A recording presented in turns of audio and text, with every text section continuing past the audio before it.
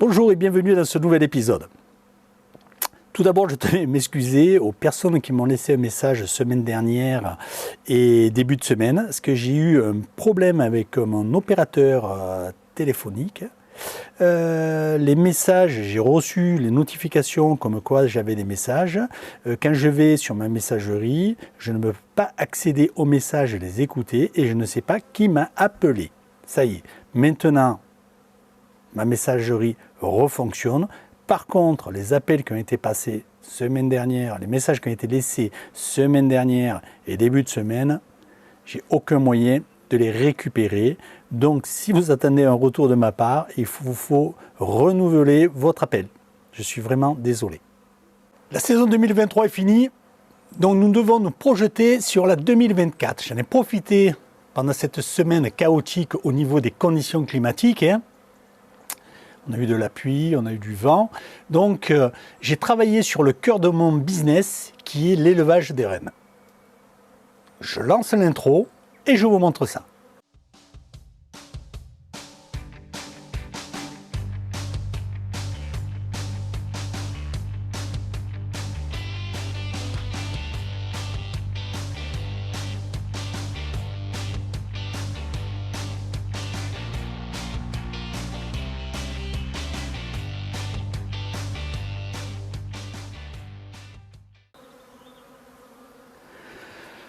Je vais vous présenter dans le détail les starters finisseurs pour 2024. Donc là, j'en ai mis un pour vous expliquer.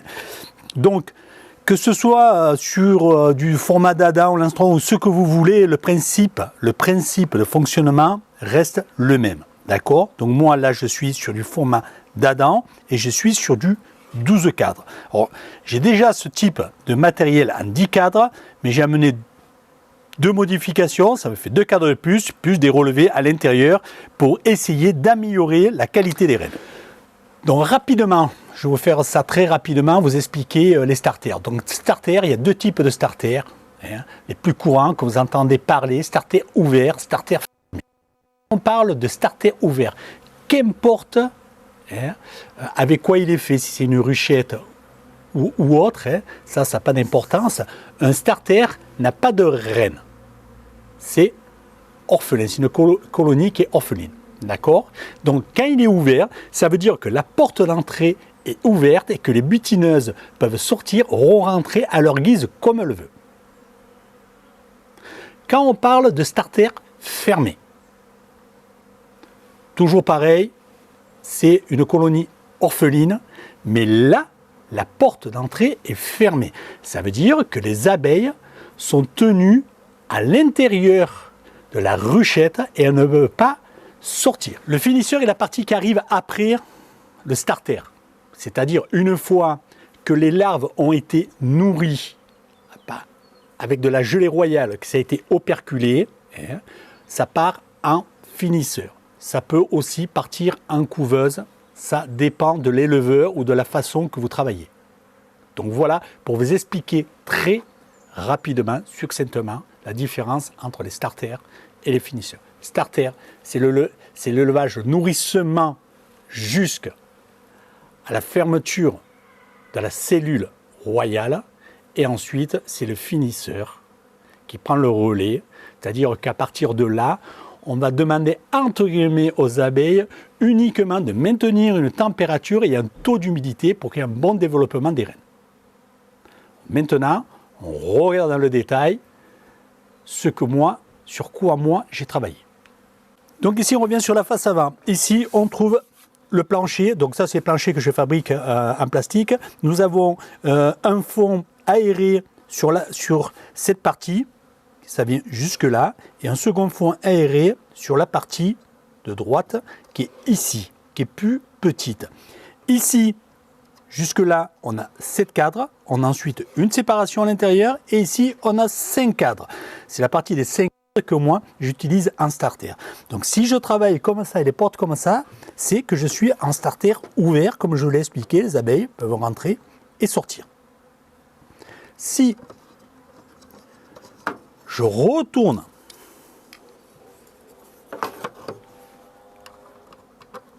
la porte, les abeilles ne peuvent plus rentrer ou sortir, donc je suis en position starter fermé.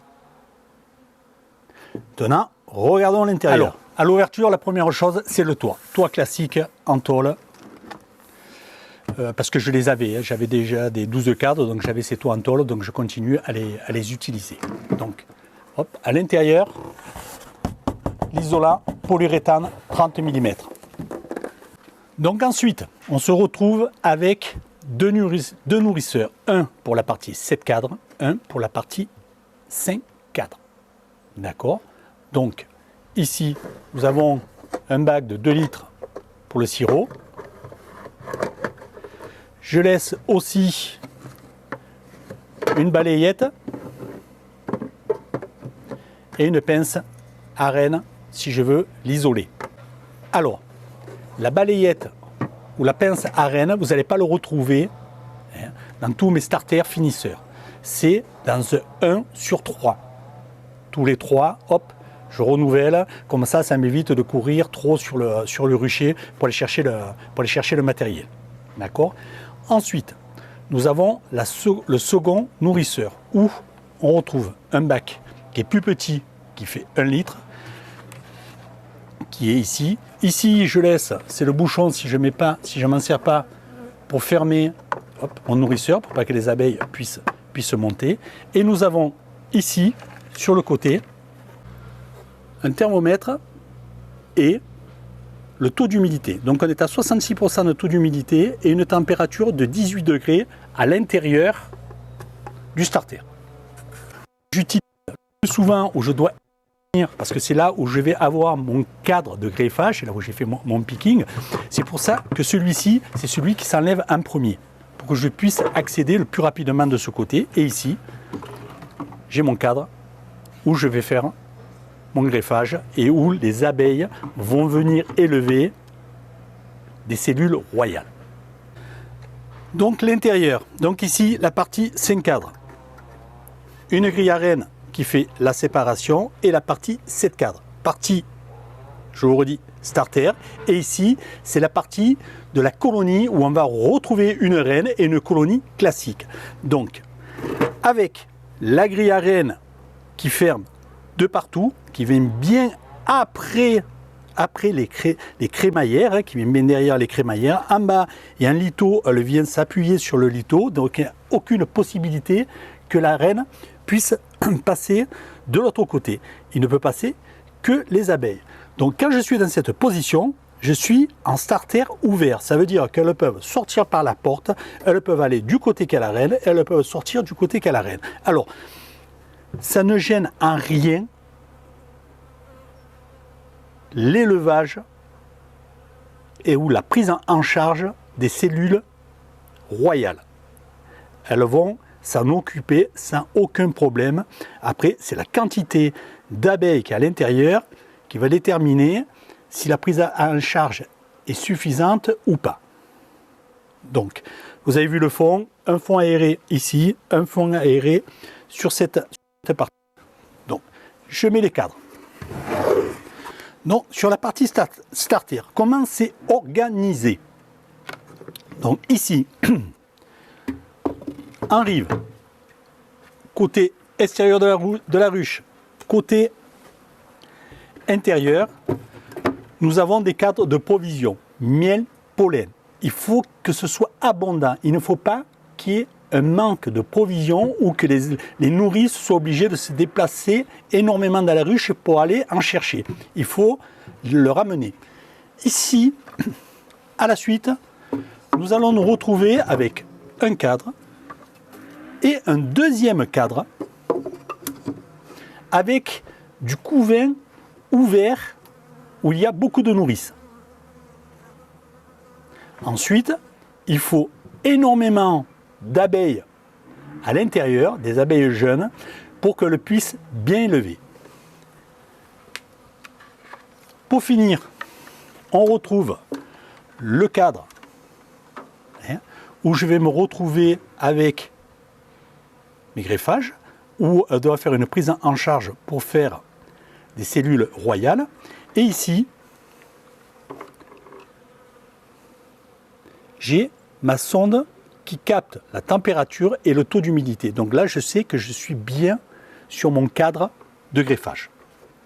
Et mon cadre de greffage, il vient sur le centre. Alors, pour vous donner un ordre d'idée, quand il est à peu près comme ça, c'est-à-dire 4 doigts à peu près, hein, il doit descendre tout doucement parce que les abeilles, il y a tellement d'abeilles à l'intérieur que ça le retient et c'est les abeilles en se poussant qui laissent descendre le cadre de greffage. Si ça descend d'un seul coup, c'est qu'il va vous manquer des abeilles. Ensuite, sur la partie d'à côté, je ne vais pas mettre les cadres, hein, mais vous avez bien compris que c'est une colonie normale. Donc ici, bien sûr, sur les bords, les provisions et ensuite les cadres où on va retrouver du couvain, la reine, etc. Et là, moi j'exploite à 99% comme ça, toujours comme ça. Alors j'étais sur des 10 cadres, donc je passe sur des 12 parce que j'avais la partie de la colonie qui était trop petite, qui saturait trop vite et j'avais pas assez d'apport d'abeilles sur le côté, donc ça m'a fait rajouter 2 cadres. Et s'il me manque des abeilles, je viens chercher dans notre ruche que je secoue à l'intérieur de mon starter finisseur. J'ai rajouté aussi cette année, pour être plus précis, parce que je l'avais, mais ça ne me convenait pas, des capteurs de température à l'intérieur de mon cadre, hein, où je mets mon picking. Donc j'ai mis dessus des prises rapides. Ça fait que quand j'en ai besoin, je me déconnecte avant d'ouvrir. Je suis déconnecté, je pars, je fais mon greffage, je ramène et je me reconnecte. Alors là, j'ai mis bien sûr un bigoudi. Hein. C'est pour éviter que les gens se demandent est-ce que ça va passer ou pas. Oui, ça passe. Il y a 3 barrettes, les bigoudis passent. Si j'en ai besoin, ça pose aucun souci pour les cellules royales. Donc voilà l'intérieur. Maintenant, si j'étais en starter fermé, je tourne ma porte, je la ferme, et ici, il faut que je ferme, que les abeilles de ce côté et de ce côté ne puissent plus communiquer. Donc, j'ai une plaque en fer qui vient se loger contre la grille, tout simplement. Hein. Voilà. Et j'ai une fermeture, voilà. C'est des petits crochets que je mets en haut. Là, je n'ai pas encore mis le second, mais il va venir, vous voyez, il y a un trou qui est ici. Il va venir ici. Et ça le plaque. Ça fait que ici, on est devenu complètement, entre guillemets, de côté hermétique, où les abeilles vont être complètement bloquées de ce côté. Par contre, si vous travaillez comme ça, il faut faire attention parce qu'il faut amener de l'eau de ce côté. Parce qu'elles vont manquer d'eau. Donc, il faut bien faire attention à ça en fonction de vos cadres. Donc, comme vous allez mettre des abeilles, vous pouvez mettre un cadre ici que normalement c'est du couvain ouvert. Vous pouvez mettre un cadre avec de l'eau et vous le mettez en bordure. Et le cadre de provision, vous le rapprochez. D'accord ? Et comme vous avez les abeilles seront bloquées à l'intérieur, vous aurez assez d'abeilles qui vont s'occuper pour la prise en charge des cellules royales parce qu'elles auront entre guillemets que ça à faire. Donc c'est pour ça que moi par ce système je peux l'utiliser des 2 façons. Donc voilà, je remets comme il faut mes nourrisseurs, je mets mon câble au bon endroit, j'ai une petite encoche pour pas que ça gêne et que ça ferme bien. Et maintenant je peux me reconnecter. Alors ces thermomètres là que j'achète avec l'hydrométrie que j'achète sur YouTube, il n'y a pas les prises. Hein. Ça c'est moi qui le rajoute. Hein. C'est fait pour de la basse tension. Hein. C'est pas fait pour du 220. Hein. Donc là, hop, je reconnecte. Lui reprend l'information, il se réinitialise et il va me redonner les températures. Voilà, ça y est. Les températures qu'il y a à l'intérieur maintenant, vu que j'ai ouvert, etc., que j'ai bougé, je vais vous montrer. Voilà, c'est revenu 66% pour 18,7. Alors, attention, là on travaille avec des chiffres après la virgule, 18,7 degrés. C'est peut-être 19 degrés, hein. Il faut pas, c'est quand même un chiffre après la virgule, on ne travaille pas avec un chiffre après la virgule.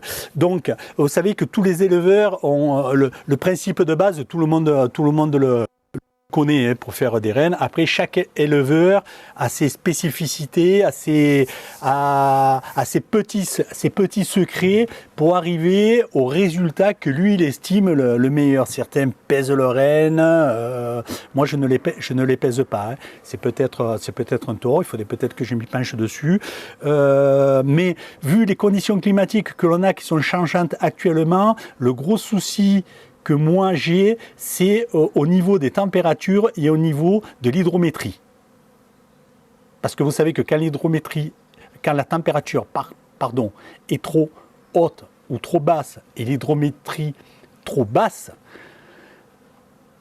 vous n'arrivez pas à faire de bonnes rennes. Alors quand je dis de bonnes rennes, je ne parle pas de la douceur, je ne parle pas si elle va beaucoup pondre, parce que ça c'est sa génétique. Mais quand je dis de bonnes rennes, c'est des rennes qui devraient perdurer dans le temps et qui soient élevées dans les meilleures conditions possibles pour essayer d'arriver à l'excellence. D'accord ?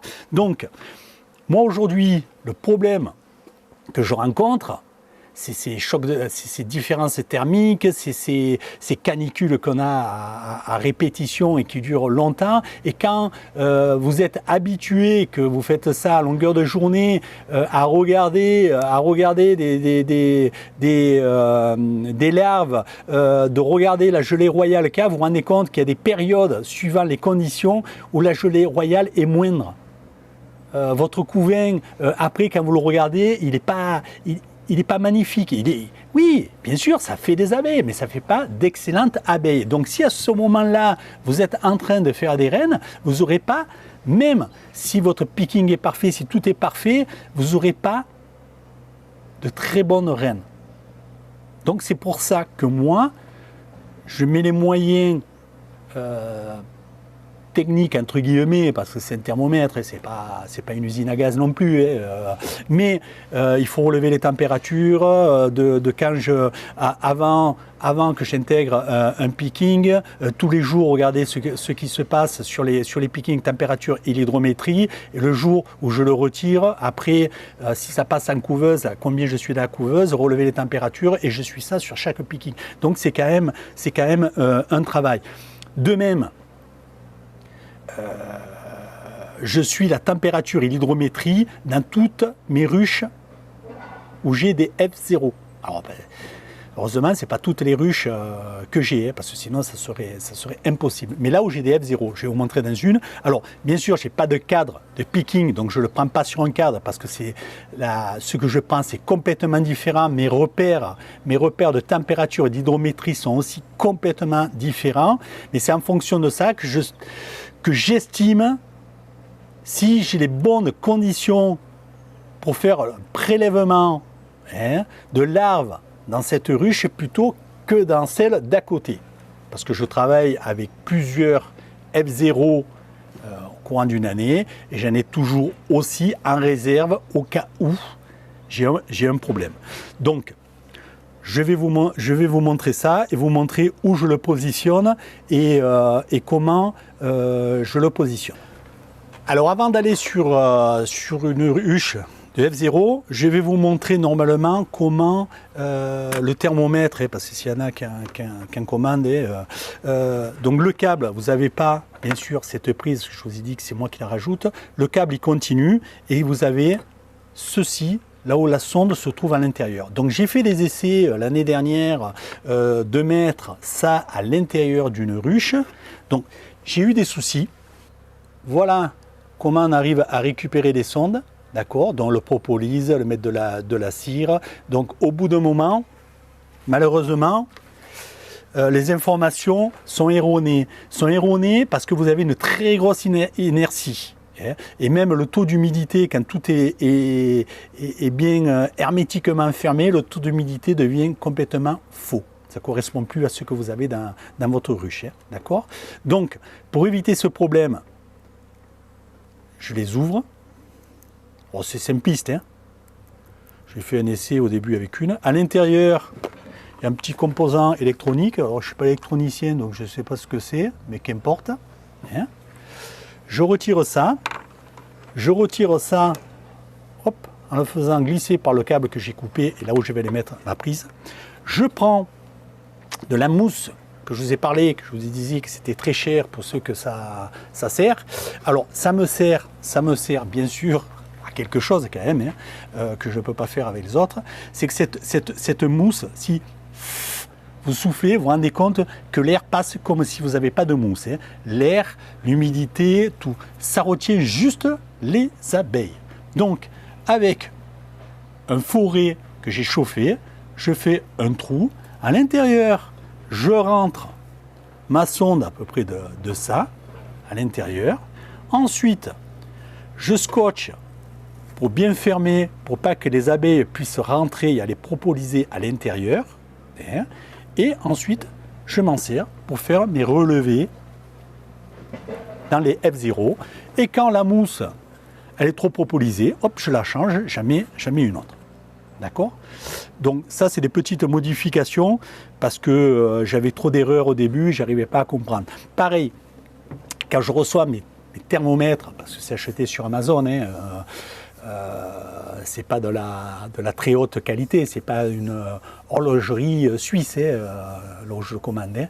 Donc je fais des contrôles. Alors moi j'ai une couveuse, donc c'est facile, je mets tous mes thermomètres dedans, dans la couveuse, je mets une certaine température, un taux d'humidité et je regarde que ça correspond. Alors ça correspond jamais pile. Alors sur 10, vous allez avoir un ou deux qui vont être pareils, mais vous allez toujours avoir des écarts. Si je vous disais au début, on travaille avec des chiffres après la virgule. Si ma couveuse, elle est réglée sur 45 degrés et que je l'ai mis sur 45 degrés et 70% de taux d'humidité, si le thermomètre me donne 44 degrés, 43 degrés, 46 degrés, c'est bon. Voilà, je le sais. Alors si vous voulez travailler après précisément, vous le notez à l'intérieur pour savoir l'écart que vous avez avec votre couveuse. Comme ça, vous avez tout étalonné parce que vous ne pouvez pas les régler pour arriver à les mettre. Donc, c'est à vous à faire le niveau. Et si j'en ai un qui a trop d'écart, parce que je ne prends pas la peine de tout noter, parce que ça me ferait trop de travail, les contrôler, etc., je les jette. Je ne les utilise pas. Pour moi, c'est beaucoup plus rapide. Allez, maintenant, on va sur une F0. Nous sommes sur une F0. Donc, je retire le toit. Et vous voyez, quand je retire le toit, j'ai de suite, ici, mon thermomètre, 57% de taux d'humidité pour 30,4 degrés. D'accord? Une prise, si j'ai besoin de l'enlever ou qui met en panne et de le changer avec un autre. Donc, ce que je fais, c'est que je fais un passage sur le bord de ma ruche pour pas toujours avoir ces câbles à enlever, à aller normalement, quoi. Hormis que là j'ai posé le thermomètre sur celle d'à côté. Donc l'isolation, voilà, j'ai fait un test et je me suis rendu compte.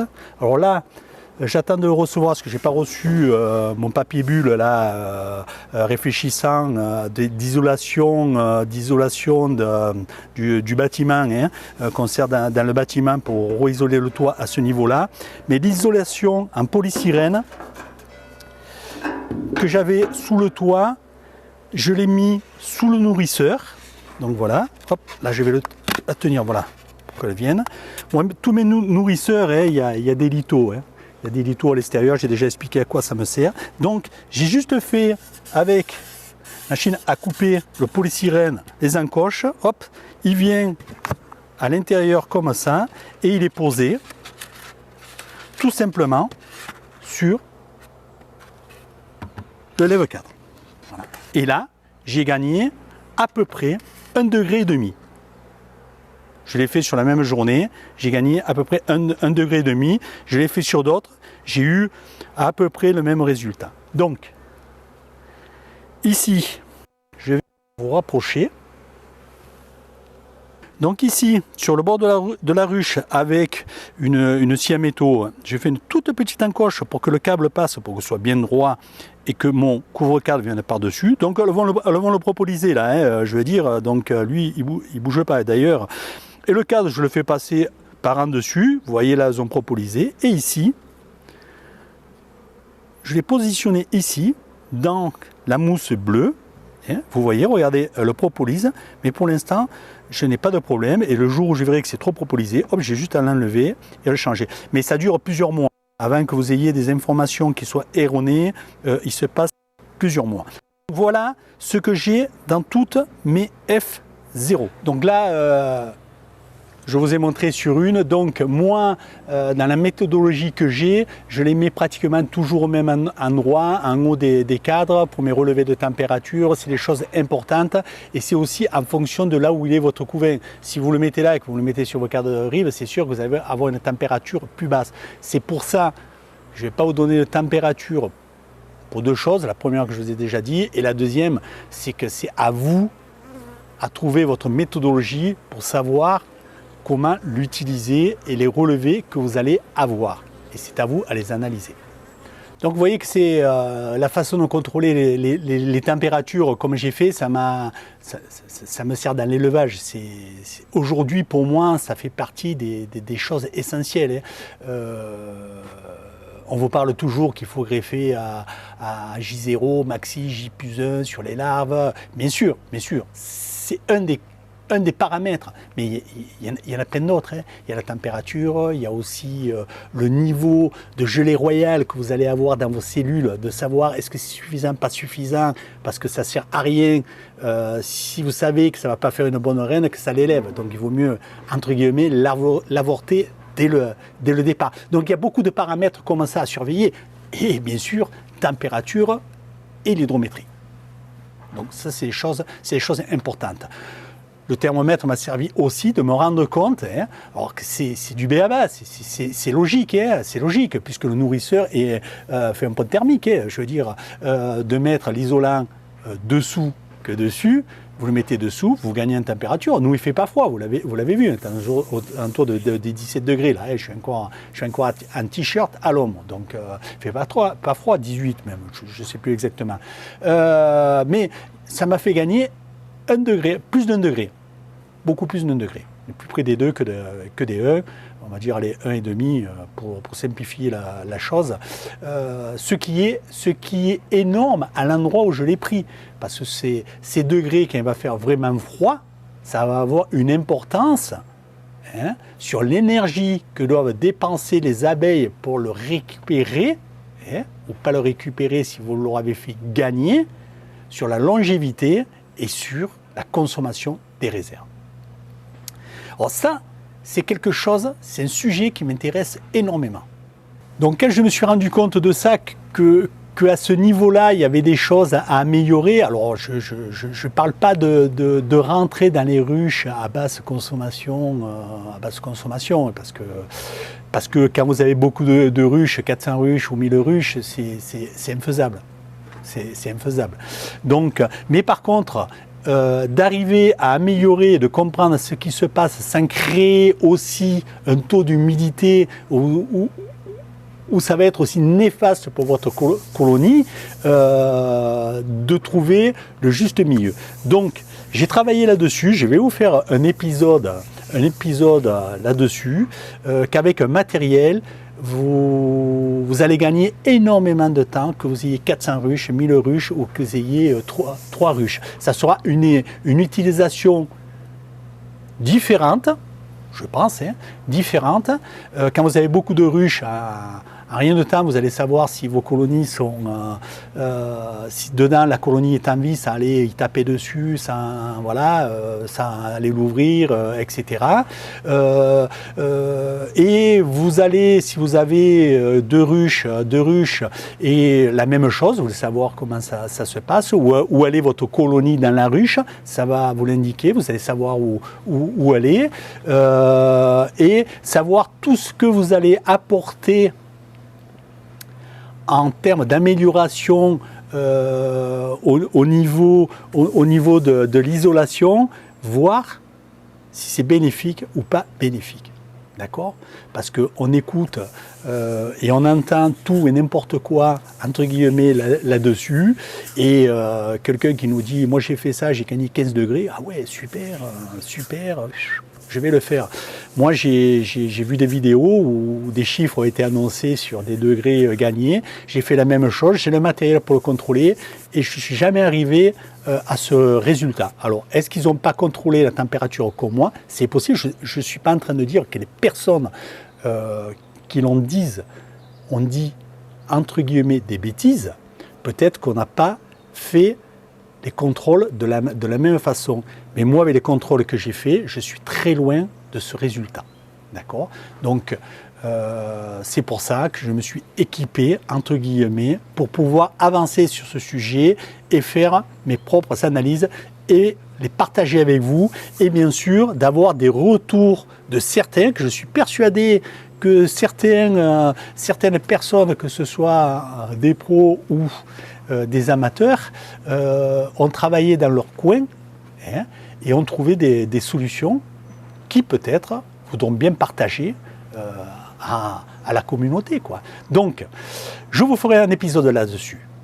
Semaine prochaine, il n'y aura pas d'épisode parce que je serai absent. Je suis, entre guillemets, en vacances. Je serai avec mes petits-enfants et je vais fortement en profiter. Donc, je vais oublier les abeilles. Ça me fera du bien. Ça fera du bien aussi aux abeilles. Ça fera du bien à tout le monde. Et donc, je vous reposterai une vidéo, je pense, dans 15 jours ou 3 semaines en fonction de mon retour. Donc, d'ici là, prenez bien soin de vous et de vos abeilles. Allez, ciao, ciao, et dans 15 jours ou 3 semaines.